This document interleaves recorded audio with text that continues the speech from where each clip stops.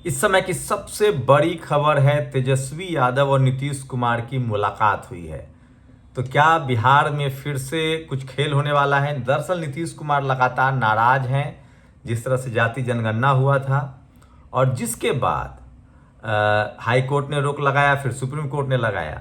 मैं फिर कह रहा हूं, इंडिया गठबंधन की नासमझी की वजह से नीतीश कुमार इस पाले से उस पाले में गए थे और अब उनके पास वो संख्या है चिराग पासवान और नीतीश कुमार को मिला के कि नरेंद्र मोदी की सरकार खतरे में आ सकती है। 14 और 5, 15, 16, 17, 18, 19 सांसद इन दोनों के साथ है।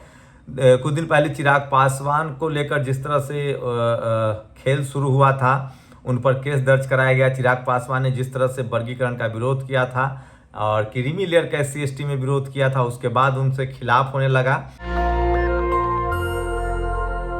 तो क्या नीतीश कुमार अब उस मौके की ताक में है? मैंने जब चुनाव हुआ था 2024 का और जब मैंने अपने सूत्रों से पता किया जो नीतीश जी के आसपास रहते हैं, तो उन्होंने कहा था कि नीतीश जी खेल करेंगे। प्रधानमंत्री की लालसा उनकी गई नहीं है, नीतीश जी खेल करेंगे, लेकिन वो वेट एंड वॉच कर रहे हैं। तो क्या वो समय आ गया है? मैं फिर कह रहा हूं, जिस तरह से बीजेपी की राजनीति रही है, नीतीश कुमार उस राजनीति को अच्छे से समझते हैं और हो सकता है कि नरेंद्र मोदी की सरकार खतरे में पड़ जाए, क्योंकि 19 सांसदों के साथ बिहार में खेला हो सकता है। चाहे चिराग पासवान मुख्यमंत्री बनाए जा सकते हैं, तेजस्वी यादव डिप्टी CM हो सकते हैं, क्योंकि नीतीश कुमार को प्रधानमंत्री का पद चाहिए और उसके लिए चिराग पासवान को अपने पाले में लाना बहुत जरूरी है और तब नरेंद्र मोदी की सरकार गिर सकती है। ये बड़ी खबर है, अभी वेट एंड वॉच कीजिए। वहीं राहुल गांधी ने कहा है कि वो किसी भी तरह के गठबंधन में जा सकते हैं। हरियाणा में आम आदमी पार्टी और राहुल गांधी का गठबंधन हो सकता है।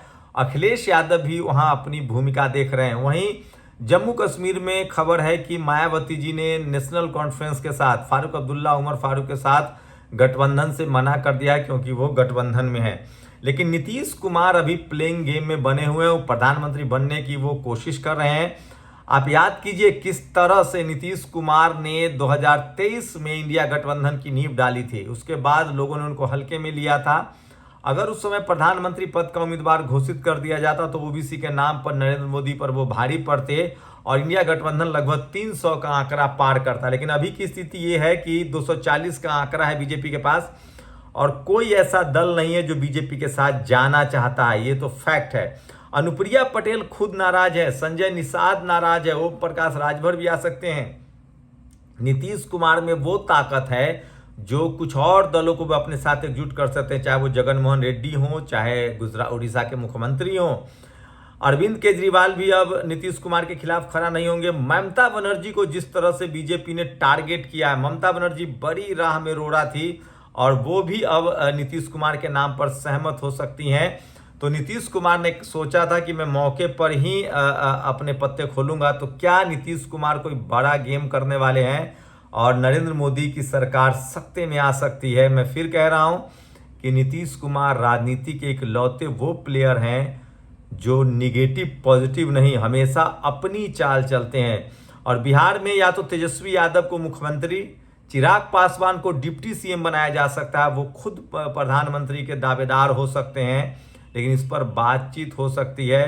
तेजस्वी यादव, लालू यादव इस बात को आगे बढ़ा सकते हैं। बीजेपी के अब कोई नए पार्टनर की उम्मीद कहीं से नहीं दिख रही है। रही बात चंद्रबाबू नायडू की, तो उनकी भी बहुत करीबियां हैं नीतीश कुमार से।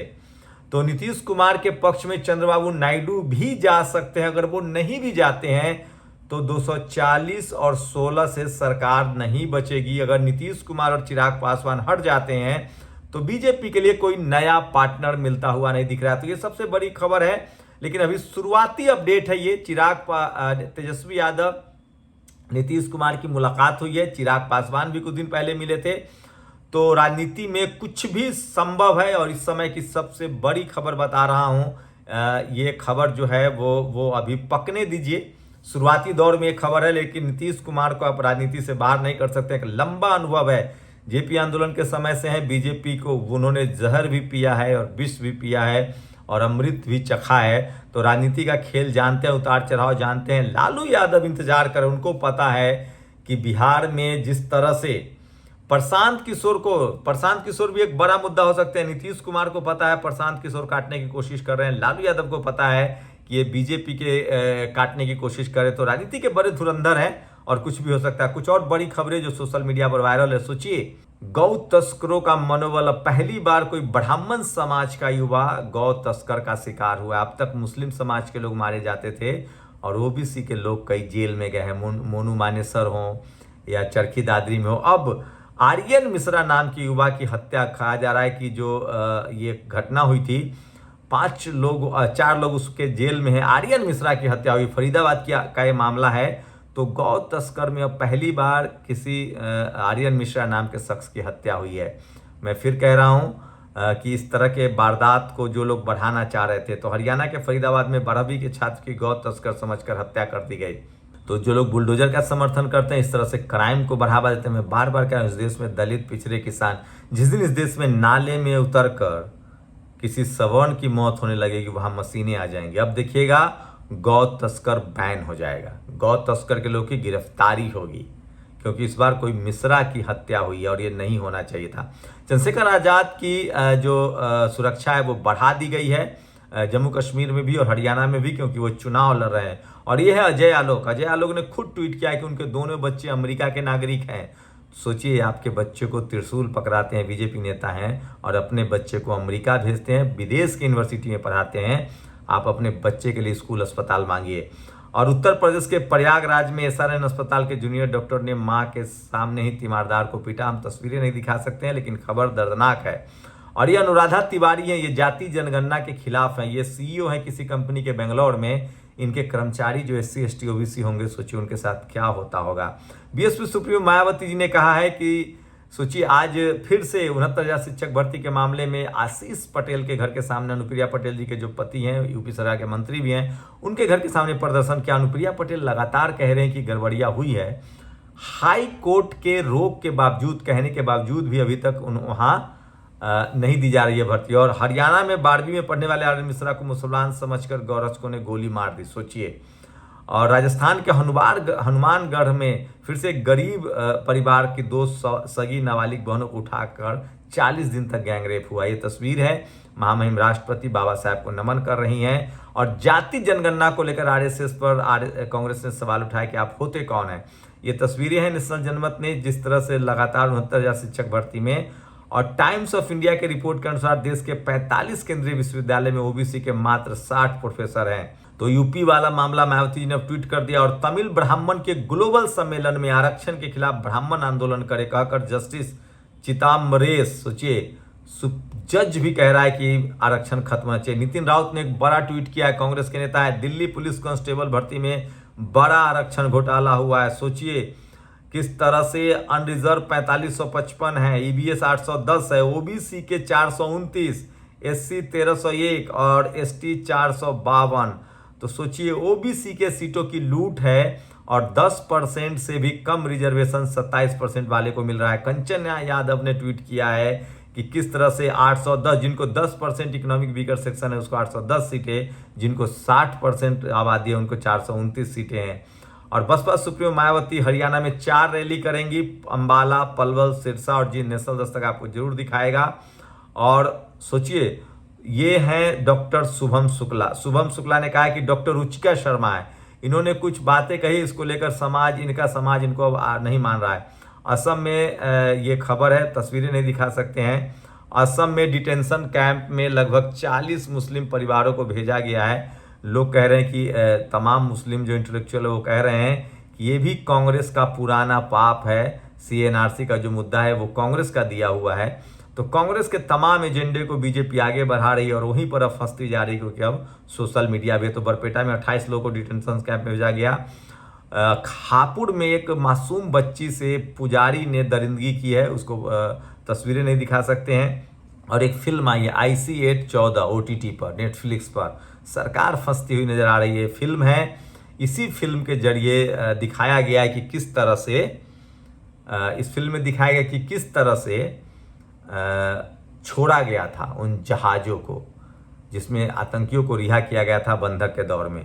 और आर्यन मिश्रा की और राजस्थान के हनुमानगढ़ पर चंद्रशेखर ने ट्वीट किया है। और विलास खरात ने कहा है कि जातिवाद और जाति जनगणना से दोनों समाप्त होगा, जाति जनगणना से।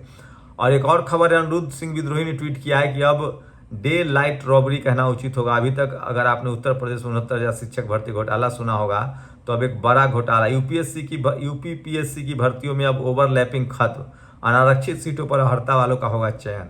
और तमाम लोग लिख रहे हैं किस तरह से गौ तस्कर के नाम पर युवा की हत्या हुई है, और सोशल मीडिया पर ये तमाम खबरें जो हैं वो वायरल है। और डॉक्टर अजय आलोक आज सोशल मीडिया पर लीक हैं। और पीके प्रशांत किशोर तेजस्वी यादव को जिस तरह से 9वीं फेल बता रहे हैं, इसको लेकर बहुजन समाज में काफ़ी गुस्सा है। लोग पूछ रहे हैं कि आपके बाप दादाओं ने पढ़ने ही नहीं दिया। विनय सुल्तान ने खबर की कि किस तरह से अडानी ग्रुप को बड़े बड़े ठेके मिल रहे हैं राजस्थान में, और दुष्कर्म पीड़िता को 10 घंटे चौकी में बिठाया, आरोपियों को पेश की कुर्सी। कहाँ की खबर हो सकती है बताइए, बाराबंकी की खबर है। और राजस्थान लोक सेवा आयोग की विज्ञप्ति में 28 पद आरएएस के निर्धारित हैं, लेकिन वहाँ भी SC ST OBC के सीटों पर बेईमानी हो रही है। श्याम मीरा सिंह ने लिखा, अजय आलोक की बेटी मेडिकल की पढ़ाई कर रहे हैं, आपके बच्चियों को तलवार पकड़ाया जा रहा है। और भारत की 7100 एकड़ जमीन पर नेपाल का कब्जा, ये तमाम। और सुशांत सिन्हा जो हैं वो बुलडोजर पर जो सुप्रीम कोर्ट का फैसला उनको रास नहीं आ रहा है। मायावती जी ने सुप्रीम कोर्ट के फैसले को ठीक कहा है, और इंसाफ की जंग 30 साल से जारी है। जे कृष्णैया हत्याकांड के मामले में लगातार सुप्रीम कोर्ट में मामला सुनवाई के लिए चल रहा है। तो ये तमाम बड़ी खबरें थी जो सोशल मीडिया पर वायरल है। बिहार में राजनीतिक पक रही है, इंतजार कीजिए, नीतीश कुमार कोई बड़ा खेल कर सकते हैं। शुक्रिया। नेशनल दस्तक की आपसे गुजारिश है कि अगर इसको बचाना चाहते हैं तो नेशनल दस्तक को सब्सक्राइब करने के लिए रेड कलर के सब्सक्राइब बटन को दबाएं, फिर बेल आइकन की घंटी दबाएं। नेशनल दस्तक को बचाने के लिए बहुत जरूरी है कि हर खबर को शेयर करें, लाइक करें, कमेंट जरूर करें।